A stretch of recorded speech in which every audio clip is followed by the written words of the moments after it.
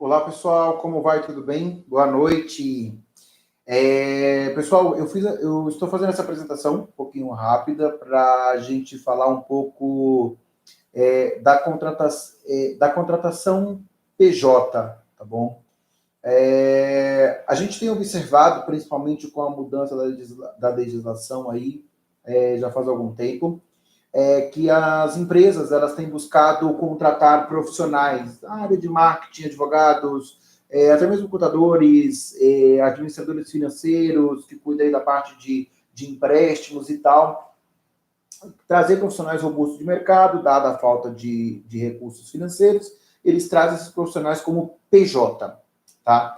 Que é a famosa pejotização. Né? Então, o que ela visa? Né? Essencialmente, ela visa uma redução da carga tributária ela visa uma redução da carga tributária das empresas. Essa ideia de que o contratante ele está reduzindo a carga tributária, que na verdade essa ideia de que você, como pessoa física, paga 27,5% de IR e como PJ você vai pagar 16% e tal, nananã. Ok, ela existe, é fato, está correto, contudo, a gente tem que ser muito realista de que essa modalidade de contratação, é por isso que depois acontece aí os processos trabalhistas e tal, ela funciona justamente para fazer uma redução da carga tributária do empresário para aquela modalidade de contrato que ele entende que não é essencial para o negócio dele.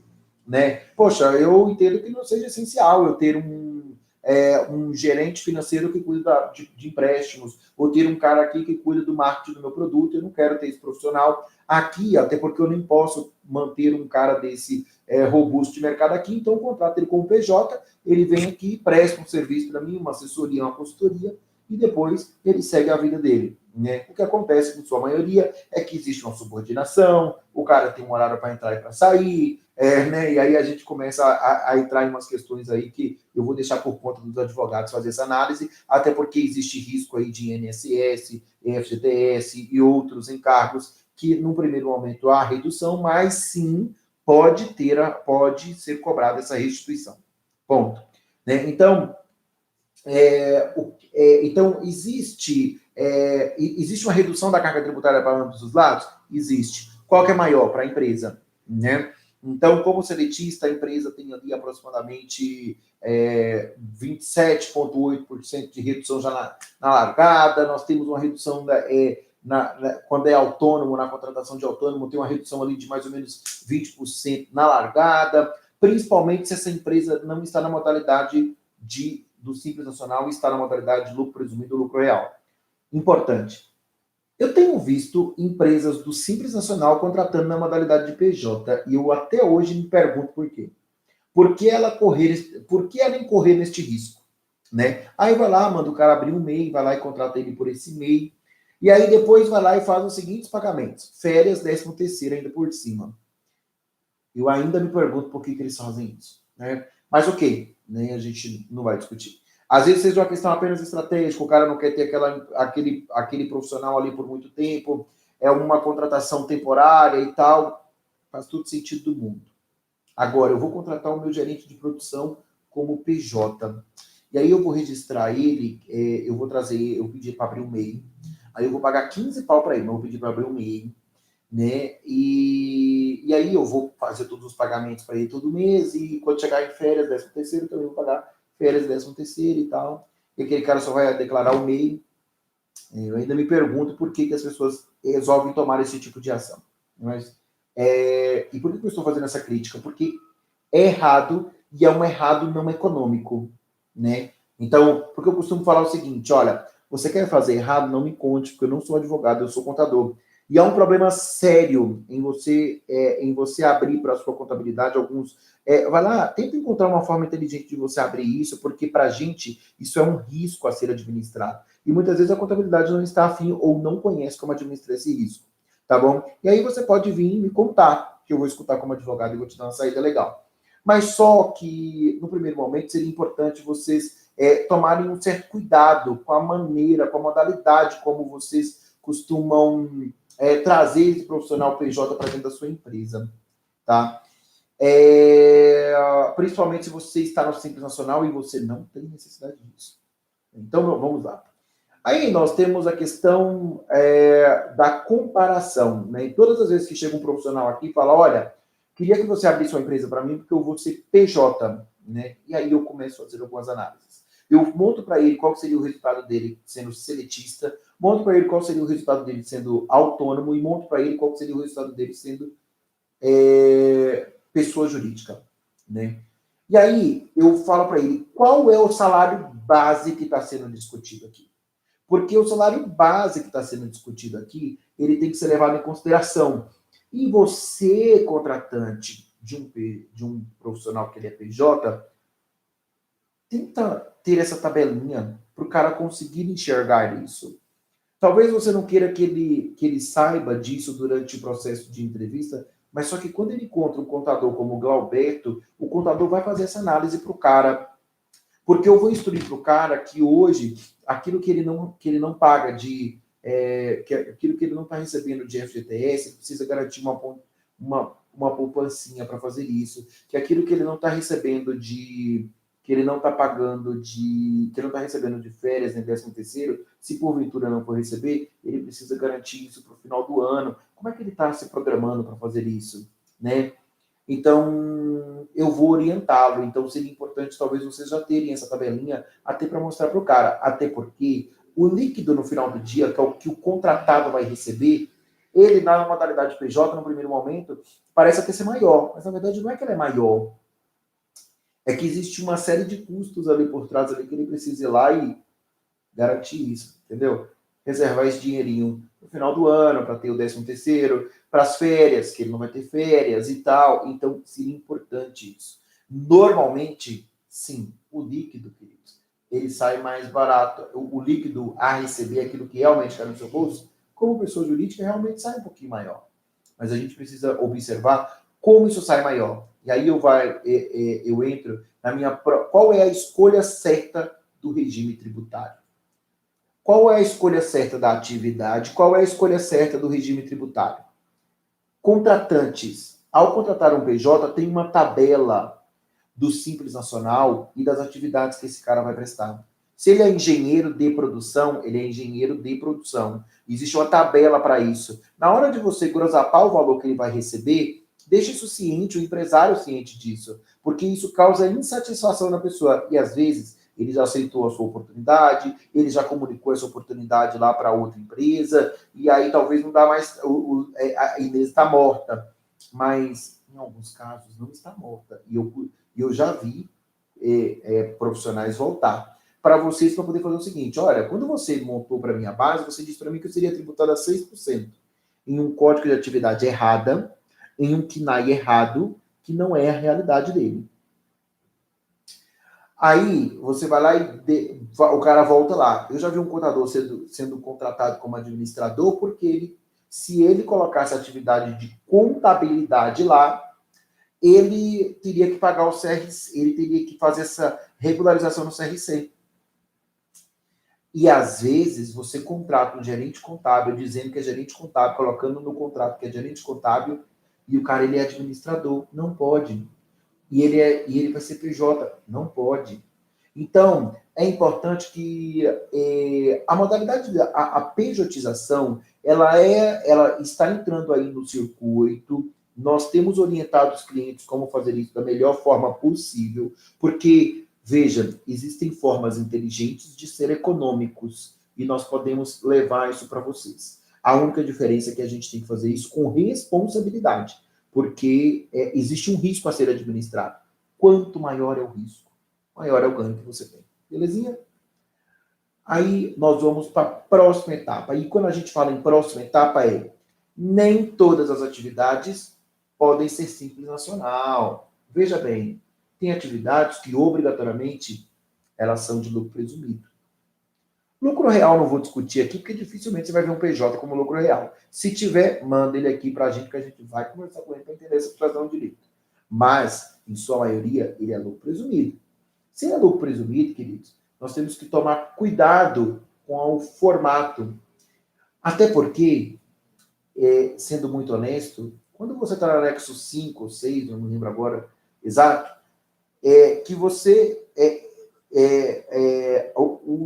o início da sua tributação no Simples Nacional e no lucro presumido são muito parecidos. Qual é a diferença? E Glauberto, por que optar pelo lucro presumido? Porque é o seguinte, no Simples Nacional, você não vai ter uma série de obrigações acessórias a ser cumpridas.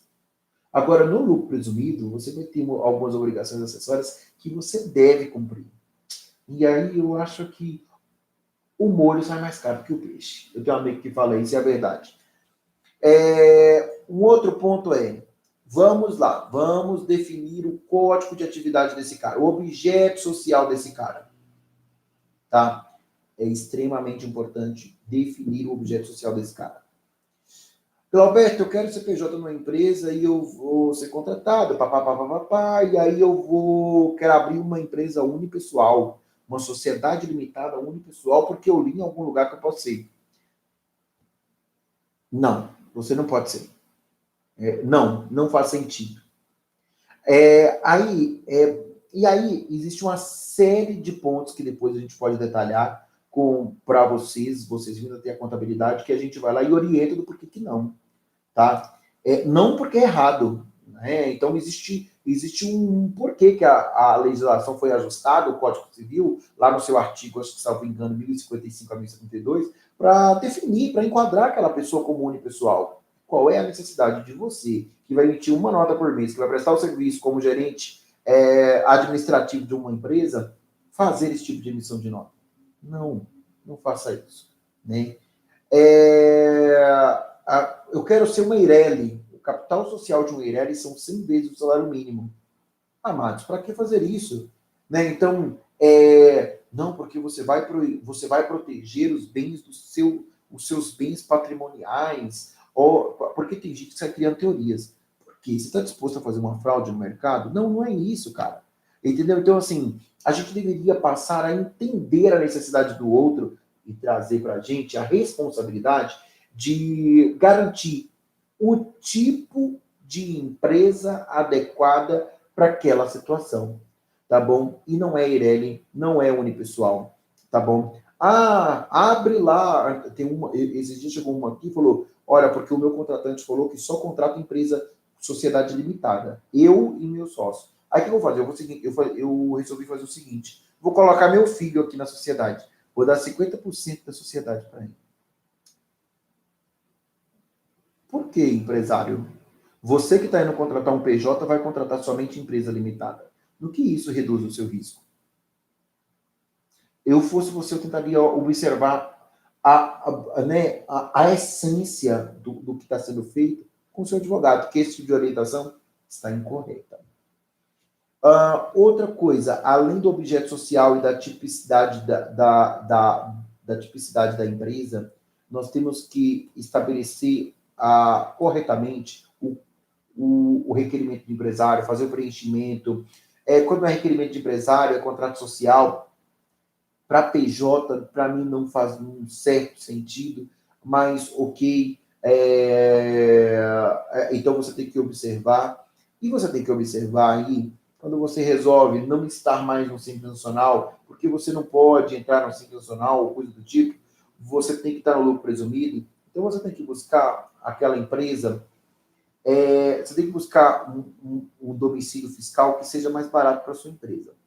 Aí a gente entra no seguinte, né? Chega o ser humano aqui e fala que vai abrir a empresa em Barueri ou em Santana de Parnaíba, que estamos aqui do lado. Vem para cá também você. Não, estou em Cajamar. Né? Então, vem você para cá também. Aqui tem super espaço para vocês crescerem. Eu amo essa cidade. Aí, ali do lado ali tem Santana de Parnaíba, né, e Barueri. Aí o cara fala, eu quero abrir lá. E ele presta serviço em São Paulo, né? Aí, já de cada cacetada de 5% de retenção. Por quê? Porque você não fez o cadastro no CEPOM. Porque você, contador, foi lá e abriu a empresa e não fez o cadastro no CEPOM. Mas o cara não falou para mim que ele iria prestar serviço em São Paulo. Não, mas ele não te trouxe... ele não falou que estava sendo contratado como PJ, ele não te trouxe o contrato do contratante? Não trouxe. Então, sabe o que eu vou fazer? Aí vai lá e comete um outro desatino. Eu vou zerar o imposto no município em que ele está domiciliado. Não, é bitributação. Existe um formato de você ir lá e recuperar esse imposto, já que você cagou, né? Que a realidade é essa. Cagou. E aí, né, o que está feito não pode ser desfeito, o que está feito pode até ser desfeito. Mas vamos fazer isso com inteligência. Não zera o impostinho lá não, porque está errado. Existe um formatinho de você ir lá e recuperar esse dinheirinho de volta. Tá bom?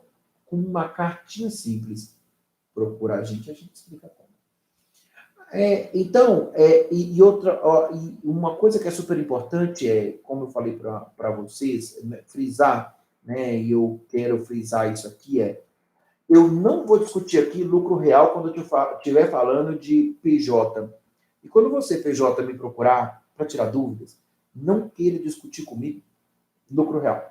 Porque não existe lucro real não existe regime de lucro real para você, PJ. Ah, mas é porque eu não posso? Não.